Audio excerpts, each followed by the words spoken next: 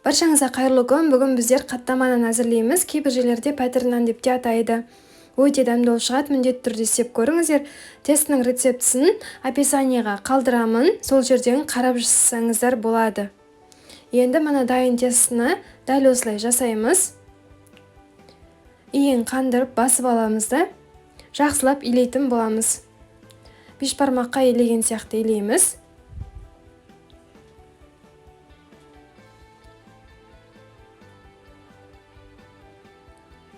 Міне енді сары майды осылай жағып шығамыз, ертіп алып.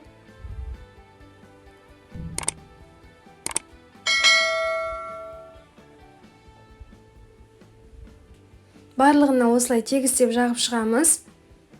Және ортасына осындай жасыл пияз салатын боламыз. Енді екінші нанымызды жайған бетіне жабамыз да, және бетінен тағы да сары майды жағып жібереміз.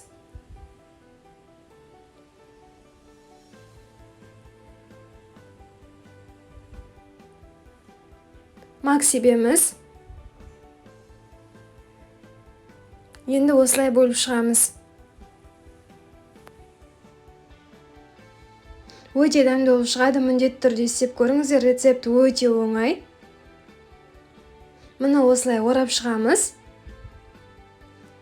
4 дөңгелек етіп ораймыз осылай.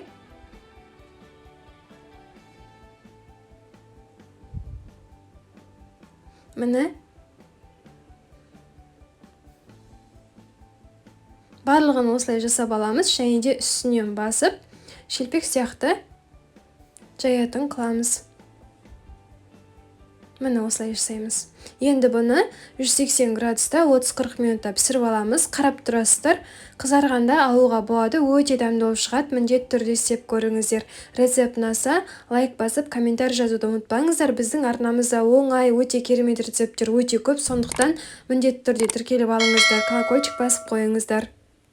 Достар, және біздің магазинімізге тіркелуді ұмытпаңыздар. Нурин Уральск барлық жерге доставка бар. Качество люкс, өте керемет качестводағы киімдер сатылады. Бағалары өте тиімді. Каспи Ред, Каспи Голд, QR барлығы бар. Сондықтан міндетті түрде тіркеліп алыңыздар. Біз сіздерді сол жақта күтетін боламыз.